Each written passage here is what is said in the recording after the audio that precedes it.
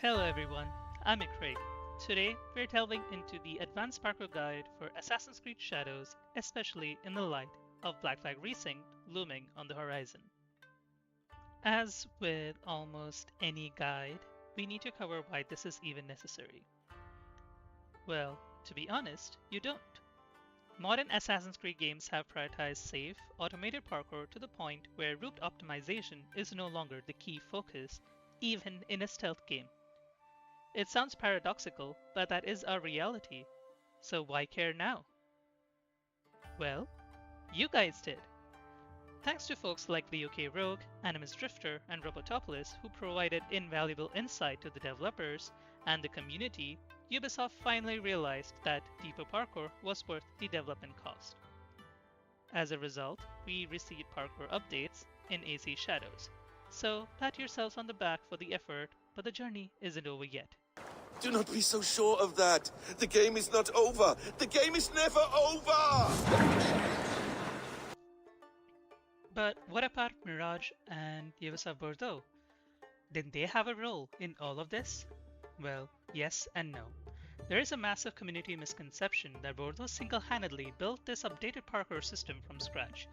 But if we connect the dots of development timeline, we can make a very educated guess as to what actually happened. Mirage's active development cycle was effectively over. If it weren't for external factors, specifically the partnership that greenlit the free Valley of Memory expansion, Mirage likely would have never received its post-launch parkour updates at all. So how did Bordeaux implement those advanced gameplay updates so late in Mirage's lifecycle? My theory is that it was a highly efficient crossover of resources. At that same exact time, Bordeaux was also leading the development of Claws of Awaji, the story expansion for Assassin's Creed Shadows. Because they were actively working within the Shadows pipeline, they would have had direct hands-on access to Shadows' updated movement. It is highly probable that once they got the green light for the Value Memory update, they were able to leverage their concurrent work on Shadows and backport those foundational movement systems directly over to Mirage. So while Bordeaux got to ship those features first, the timeline strongly suggests the technical groundwork was actually built by Quebec for Shadows. It was during this cross-studio that community members had a critical sit-down with Simon Lemay-Comtois. Hopefully my French pronunciation is doing him justice. The associate game director for Shadows who was overseeing this post-launch pipeline. So why Shadows in specific? Well, the answer is the Anvil pipeline. Ubisoft have decided to use a singular fork of the Anvil engine for the whole team to use. To simplify, a unified engine pipeline means future projects like Black Flag Resynced will inherit and build directly upon Shadows' codebase. This establishes Shadows as the foundational baseline for movement, unlike earlier entries, where different studios developed on separate engine forks, often resulting in regressive parkour mechanics. It also means any engine quirks we face, like the dreaded prescriptive state, will carry over as well. But what exactly is a prescriptive jump state? Don't worry, we're going to define that and several other technical terms as we break down the moveset. As a result, this video is broken down like the legendary Ottoman hook blade. The standard Ottoman hook blade has two parts, you see.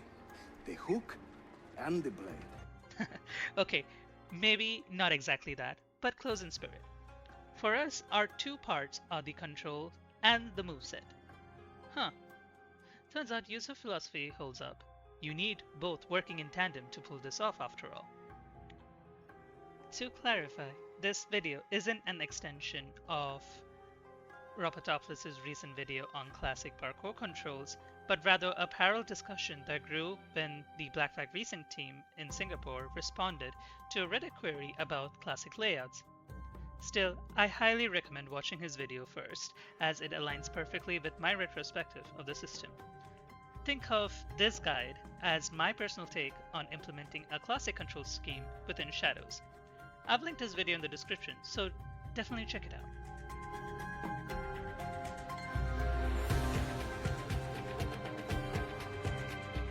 While Shadows doesn't feature an advanced control scheme out of the box like Mirage did, you can configure on your own, even if it results in a few action conflicts.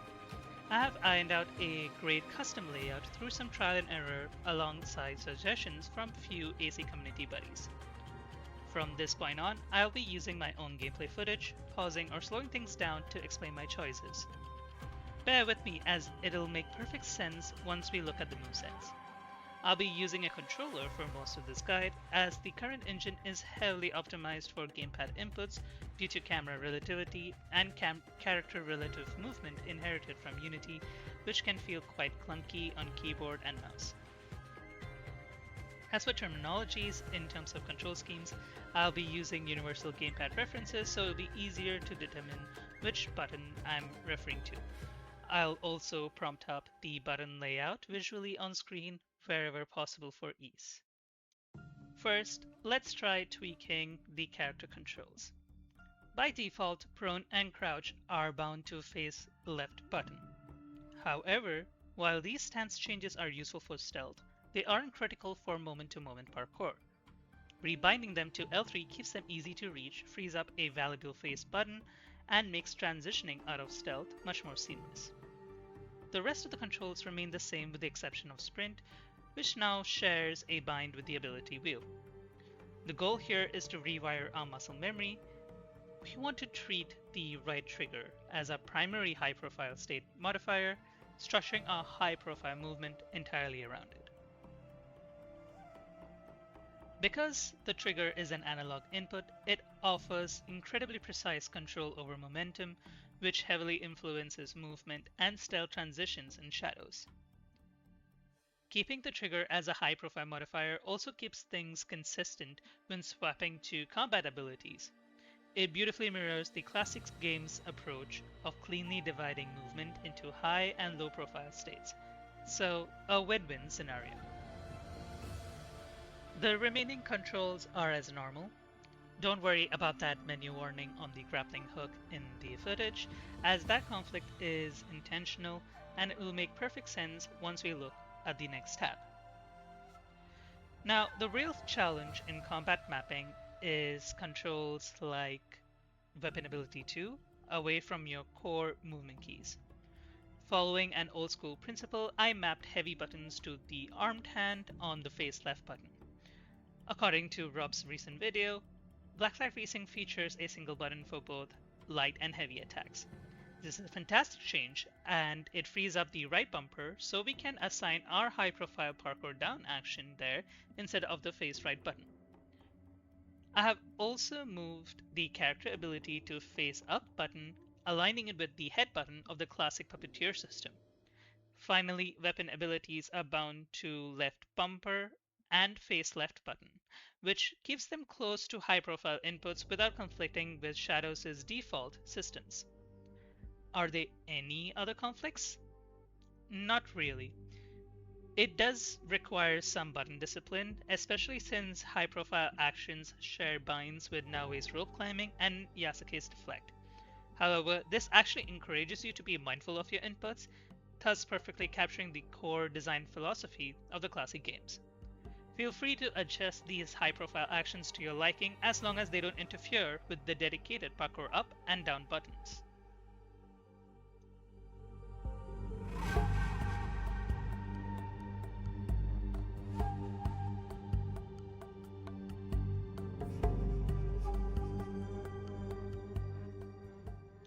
From here on out, I'll be using footage from AC1 and Unity in accordance to Shadows, since it will help in understanding the system better and thus implement accordingly.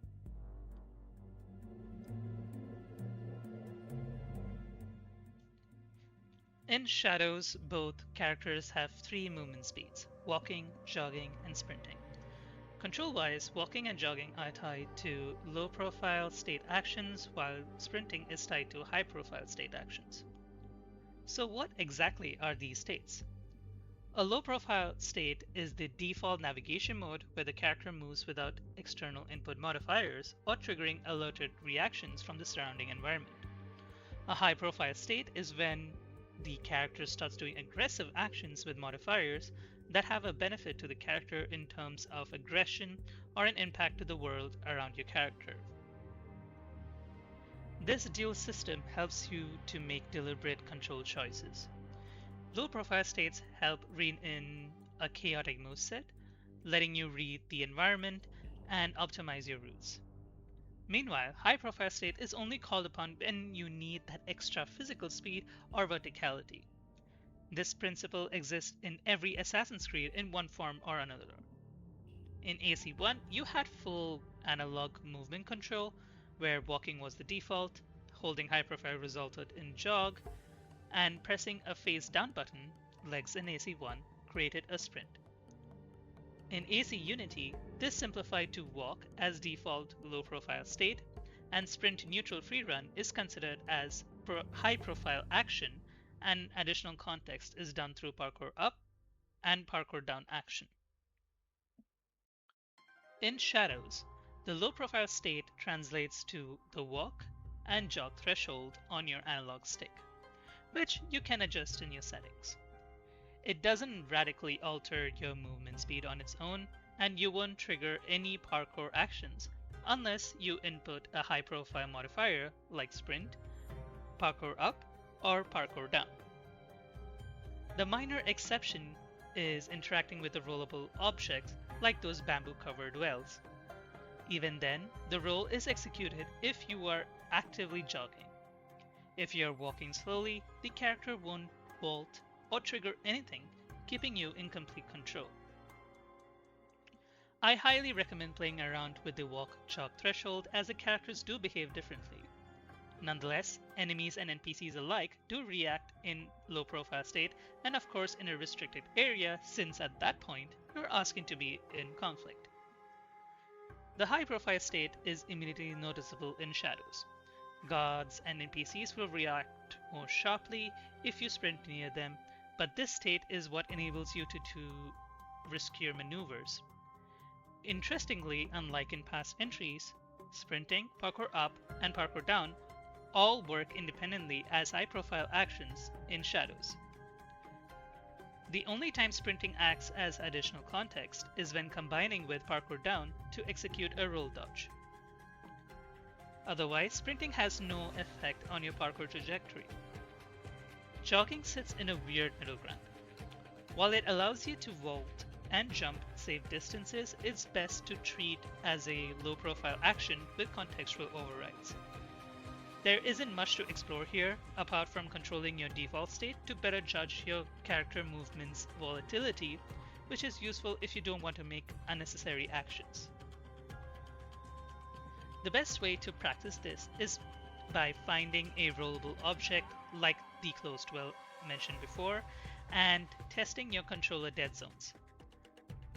Get used to transitioning from a low profile jog into high profile actions when approaching a vaultable object like a fence.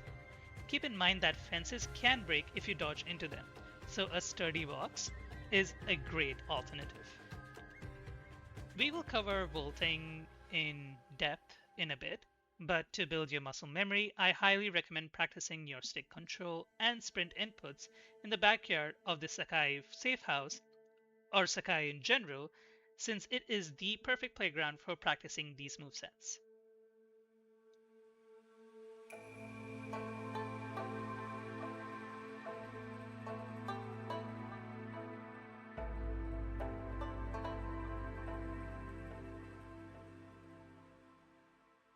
Before we delve deeper into the movesets and such, it is important to recognize how the systems work. This will not only help you as the player to recognize what is happening, you can also intentionally activate these states to your advantage. And like the hook blade, yes, I'll be using the reference whenever possible, the structure has two parts to consider. First up is the prescriptive state. This is the default animation structure in Shadows. As the name suggests, the character executes exactly what you're programmed to do from start to finish. Once triggered, the game locks you into the animation, preventing other inputs from interrupting it until it completes. This is exactly why directional ejects in Shadows tend to happen at the very end of the climb, but we'll dive deeper into that shortly. The second is the freeform state. This is where animations play out dynamically without checking for a guaranteed landing, representing the peak of player agency in Shadows' movement. This state includes unsafe jumps or free falls, which trigger that long, distinct falling animation. Unfortunately, freeform behavior is fairly limited in Shadows. However, it does handle the floatiness much better compared to older entries like Origins through Mirage, where characters would instantly plummet or magnetize to the nearest ledge. The freeform trajectory is actually highly reminiscent of Unity's breakfall mechanic, and that physics design carries over in principle to Shadows. The freeform aspect is very much limited and is explored in the following movesets: jumps, roll dodges, and rope swings. Apart from that, they are all prescriptive in nature and are the main animation structure otherwise, which makes it extremely frustrating to break free from it. But recognizing them will help in the long run.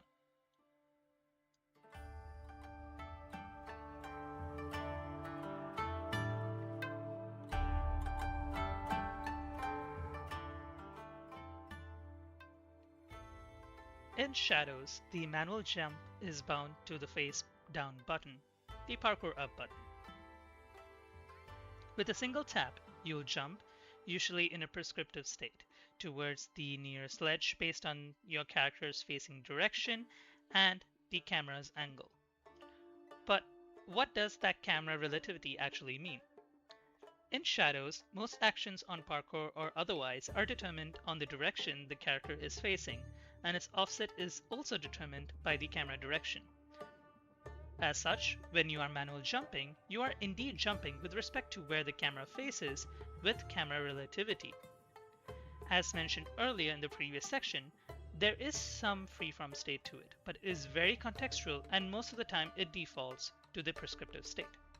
For example, if you manual jump from a rooftop, the game immediately looks for a valid landing spot within its prescriptive range.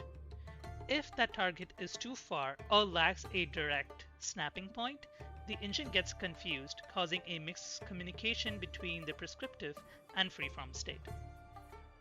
The best way to reliably attain freeform is by checking if the object is tall enough to cause hard lands or damage, far away from any prescriptive state animation handling, or if you want to break away from swing mid-animation via a drop. More on that later. The upcoming sections would be for wall runs, ejects, and dinos, but first we need to break these movement sets down as static and dynamic movement.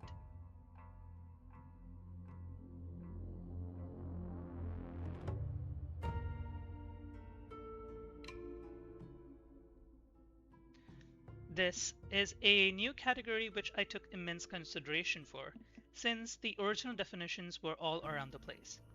Thus, it makes sense to categorize these movements to real-world examples like rock climbing and bouldering.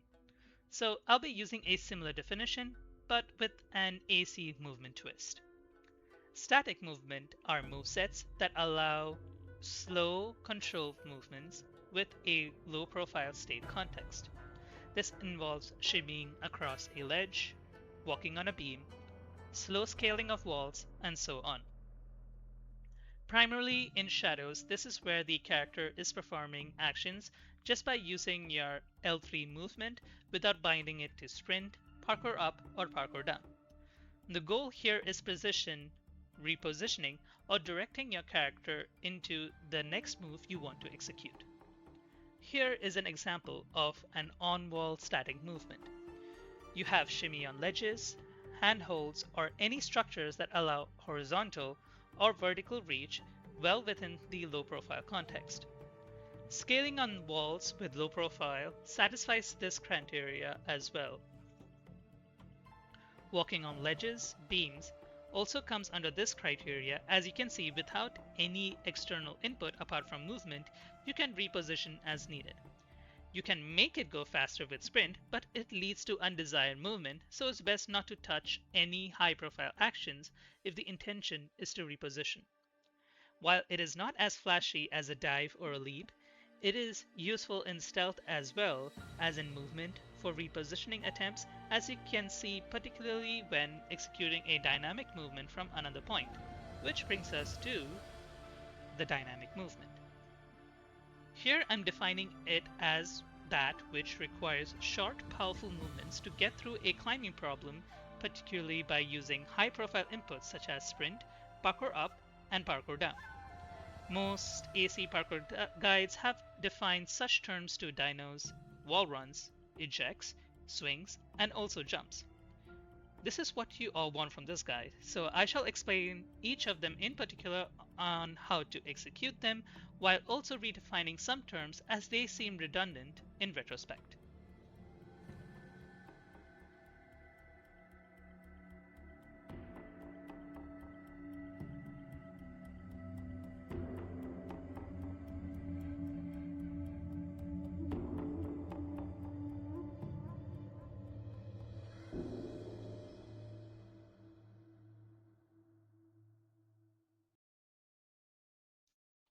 Wall runs, much like manual jumps, are executed by pressing the face down button. The character runs up the wall and grabs a handhold or enters a hang state, which is commonly referred as a dyno in other parkour videos. Because this animation is fully prescriptive, you cannot cancel out of it. Unlike the wall run cancels reportedly returning in Black Flag Precinct, Shadows forces you to wait until the animation finishes. In a perfect world, we'd have instant cancels, but we have to work with the system we have, not the one we want. Because of this, it's more accurate to call these moves run to hold, R2 hold, or run to hang, R2 hang. Depending on the environment, you could have a wall run to hold, or even a tree run to hang, a feature that is absent in Shadows but thankfully returning in Black Flag Precinct, and this redefines the context much better. But whatever terminology you use is fine.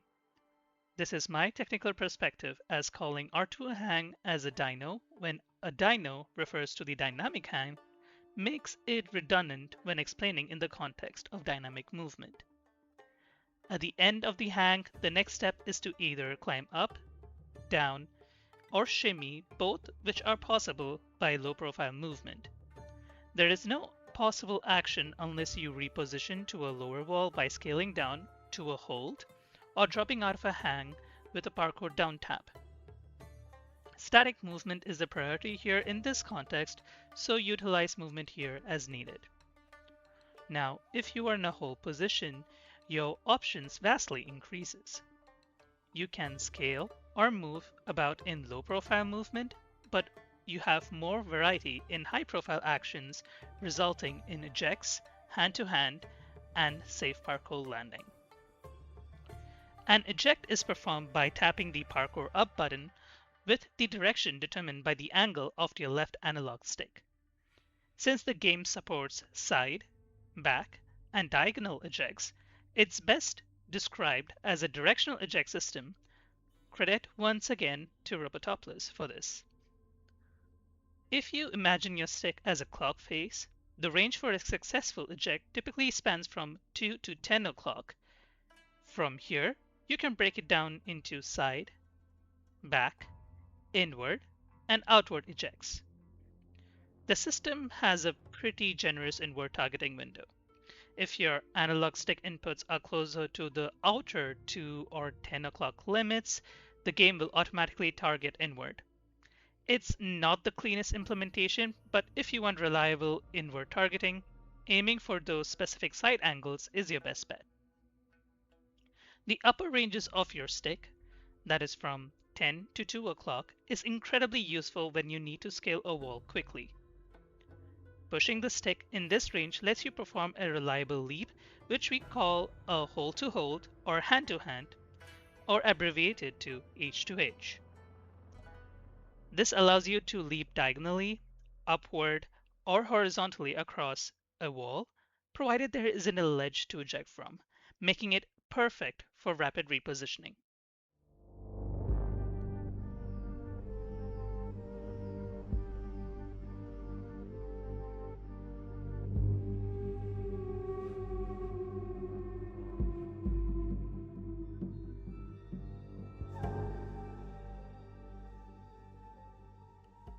By this point, you have learned about ejects and jumps.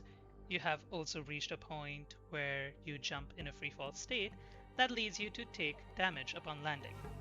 This is your freefall jump state, and there are two ways to safely recover from it: manual grab in midair, or by rolling upon landing. Manual grab is done by pressing parkour up, and with your movement input, you aim the direction of the ledge or object you want to grab with respect to your character. Do note that this is very sensitive, so be intentional in your direction input as you grab. For rolls, it is executed by performing the Parkour Down button or by holding it before landing, resulting in the character to roll and negate damage, provided you have the skill set for it. Here's the catch. Manual grabs only work when you are in true freeform fall state. If you're locked in a prescriptive animation, the engine simply won't let you grab anything midair. This is the byproduct of the post-launch patchwork system, making the catch grab highly contextual and sometimes tricky to trigger.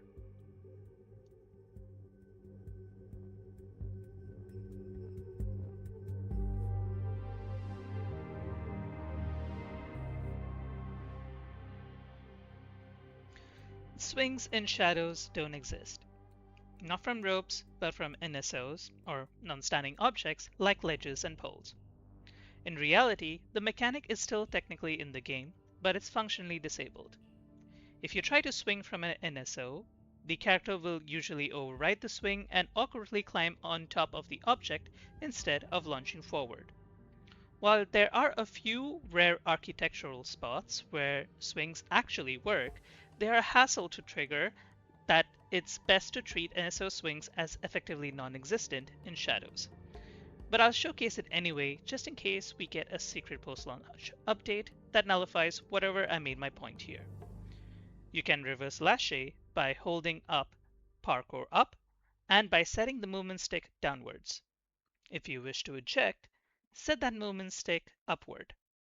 You will notice that it is directional as well, where if you aim accordingly, you can direct the swing forward or a bit directionally outward to a valid destination. Swing down is kind of pointless for now, as the architectural point where I can achieve this doesn't highlight the actual use case. Also, swings are possible on NSOs if you are in freefall. The best example I can show is in this clip, where if you can swing from it, but it is possible just because it was in freeform action. Rope swings, on the other hand, are Shadows' defining parkour mechanic exclusive to Naue. While reminiscent of the rope launcher from Syndicate, these swings are much more freeform and feel significantly smoother. Unfortunately, the latest update doesn't play nicely with manual jumps out of a swing, so if you jump using parkour up, the game locks you into a prescriptive landing, even at unsafe heights, which often looks jarring and magnetized. But here is how we bypass that limitation. I've discovered a unique rope swing tech. If you parkour down instead of up, Naue will drop in a completely freeform state. This gives you your control back, letting you execute a manual grab naturally on the way down. This is the byproduct of freeform being an afterthought, but hopefully in future we can swing away from those limitations entirely. Pun intended.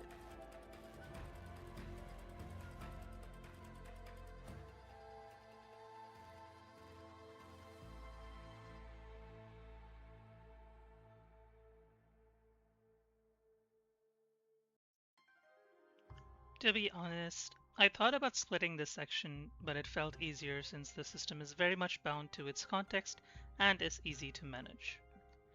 Do note that you can split Parkour Down and Dodge, but it is recommended in my opinion to leave it as it is, since Dodge can be useful in movement. Parkour Down and Dodge is executed by tapping face right button, and if held down it helps in recovery roll as covered earlier, and also executing a prescriptive parkour down or swing down to hang from a ledge if the prescriptive parkour down is deemed unsafe. Here you can do a bit of a trick to avoid unnecessary parkour down plummet by releasing all movement input near the ledge and then tapping parkour down. This way, you can reliably swing to hang always. If you don't, then there is a possibility that you may have a bit of stick drift on your controller. The next and final moveset to be explained is the dodge. This is performed by tapping the face right button, and just by tapping, you can dodge back if there is no directional input. If there is directional input, you can then aim where you can roll. Dodge has another use case. When you press sprint, Naue performs an exaggerated form of a roll dodge which you can use to vault over objects. Do note that this moveset is one of the only early freeform action that existed before the parkour patch, and as a result you can use this in order to manual jump without clipping or snapping on the edge, or vault over objects reliably in a non-prescriptive way.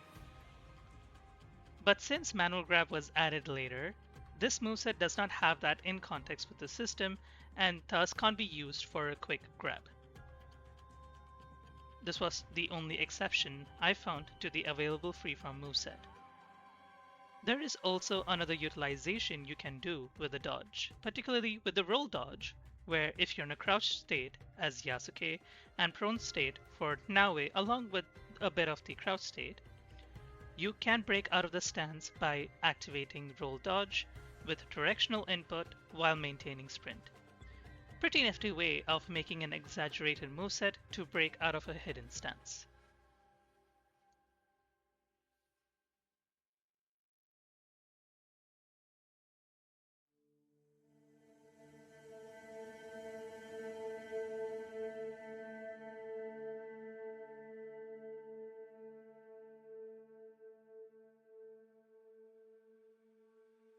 Now, there are a few quirks that were found in the system which were also discovered by another parkour expert, probably an unknown person by the name Animus Drifter.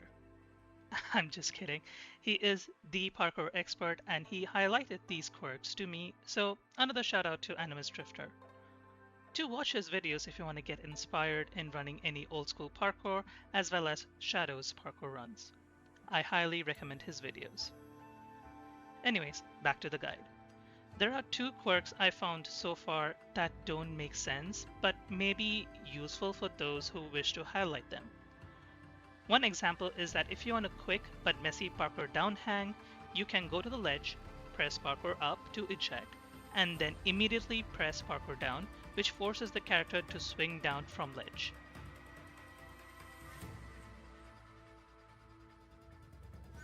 Another quirky behavior is that ejects prefer to prioritize hangs if you hold input before ejecting. Not sure why it is the case, but it is reliably preferred that way.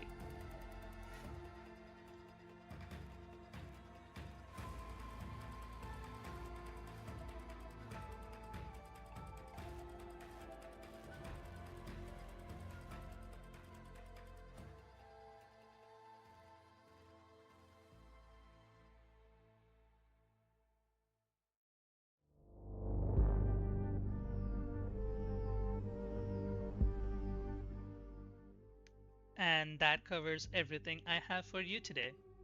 If you have found any other tricks or quirks, let me know in the comments below. If you want to dive deeper into these mechanics, feel free to drop a comment or find me on Discord. I'm quite easy to reach. Until next time, enjoy your runs in Assassin's Creed Shadows with this guide to guide you. And may your blade keep you sharp.